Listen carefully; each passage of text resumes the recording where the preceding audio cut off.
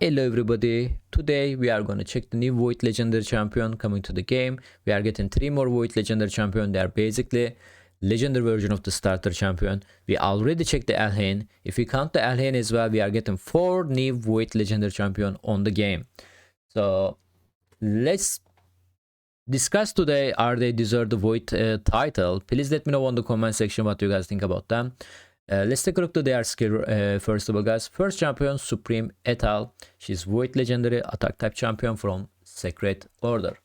Attack one enemy. If there is a enemies under freeze debuff, also attack them. So basically, if enemies has a freeze debuff, it's gonna be AU attack. Okay.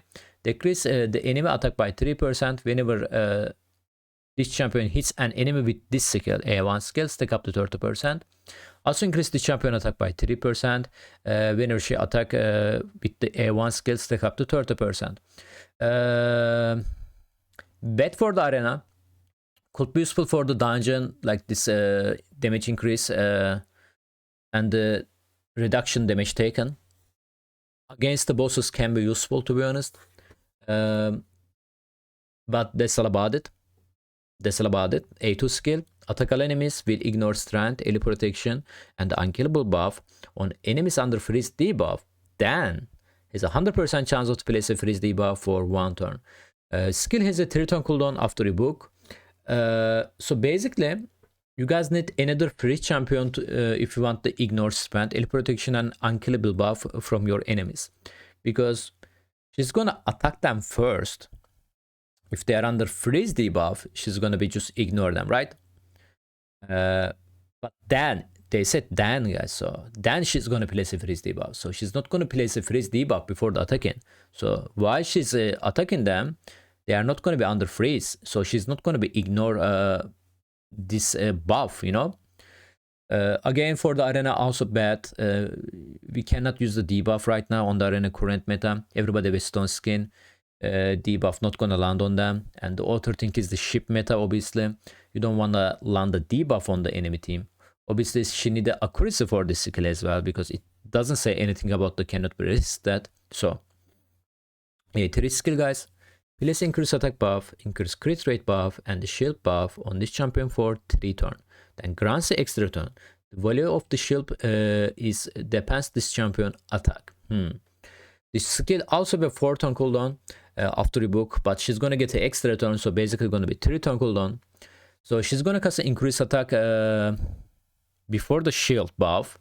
So, and the shield buff depends the champion attack, so it's gonna be increased her shield size. It's really hard to say like how much shield she's gonna get. Valkyrie, for example, her shield depends her defense, and she can get very thick shield. I wish she can do similar stuff like AoE shield instead of the, like, single target herself. But I believe the shield can be thick with the decent attack she has. And again, I mean, that's all about it. I don't think shield gonna protect her too. Like, Valkyrie shield can protect Valkyrie because Valkyrie is defense champion, guys. So she have a high defense. She's gonna take less damage. Etal just attack champion. So it doesn't matter she's getting a big shield. She can die. She can die from the A1 attack, you know, like Kendofron can just melt her, you know. Again, like, I don't think she's going to be arena champion. And skill is cool. Like, I don't mind a skill like that, like looking cool, like especially like A1 can be useful against the Doom Tower bosses, stuff like that, you know. The problem is Void Legendary. No, man, that's not Void Legendary skill. Anyway, let's take a look at the passive skill. His 15 gonna be 30% chance of placing freeze debuff on attacker for 1 turn when hit while under shield buff. So if they hit you while you have a shield buff, there's a 30% chance to place a freeze debuff on them. If your shield buff is removed by the damage, then it's gonna be 50% instead, and gonna be all enemies. So if they remove your shield buff while the attacking, there's a 50% chance of to place a freeze debuff on the all enemies for 1 turn. Okay, and her aura increase ally attack in arena battle by 35%. Bad aura as well. So far, Supreme Etal definitely bad champion, definitely not Void Legendary champion. If I pulled her, definitely go into my vault. I don't think she's gonna do anything special, guys. Hard dungeon, no. Current dungeon, I mean, if you don't have anything else, I guess. Doom Tower bosses could be useful, yes. Some bosses, I don't know. It's really hard to say. But beside that, that's all about it, to be honest, about her. Anyway, let's skip her right now. Next champion is Supreme Galek. He's also Void Legendary champion, guys. Attack type from Orc faction. And the A1 skill. Supreme Galek. Did I say Ultimate Supreme?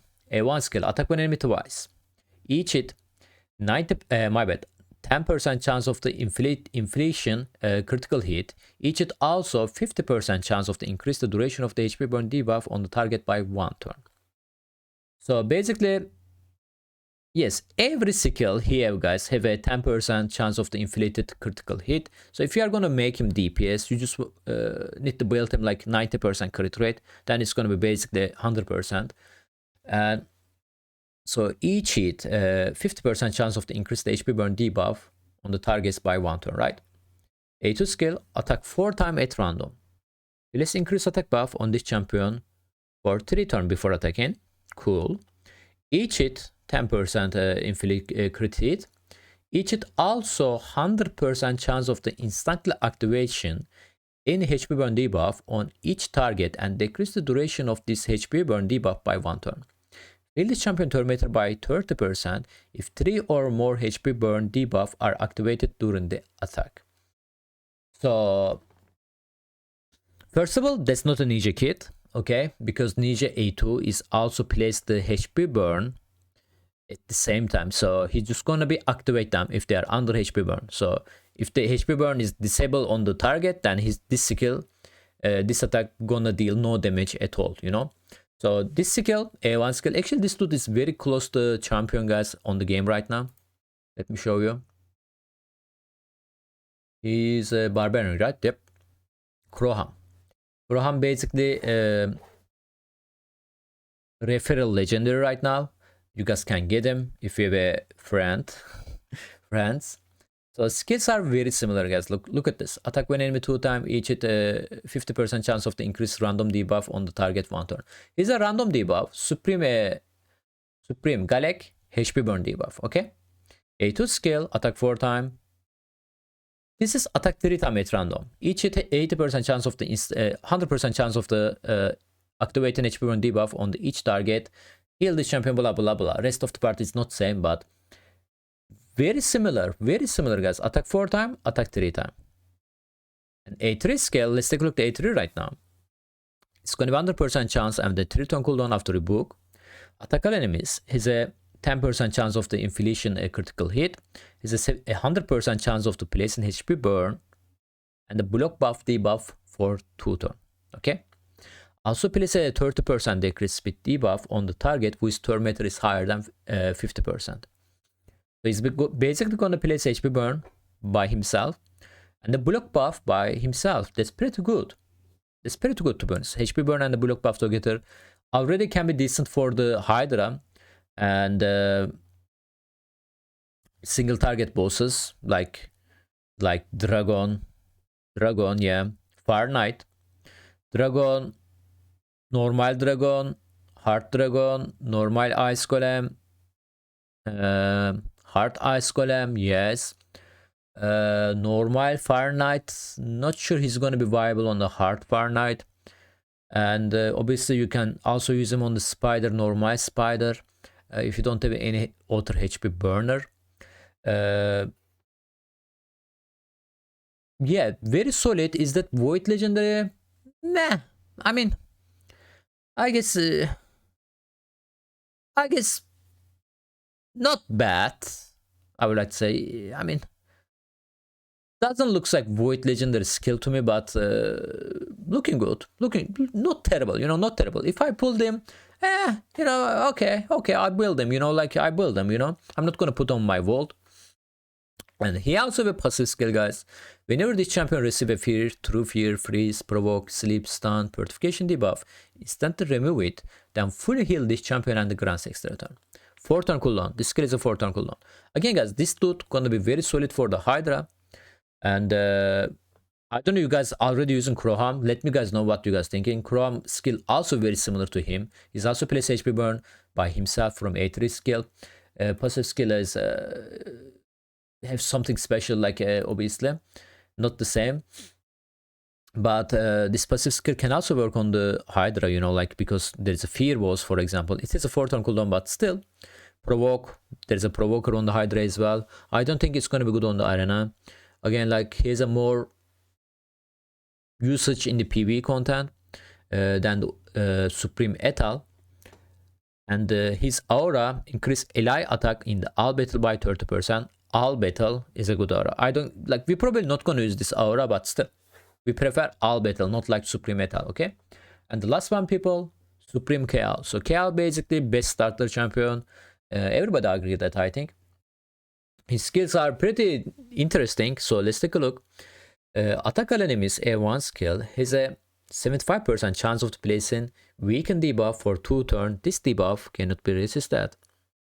So AoE attack 75%, place a weaken debuff.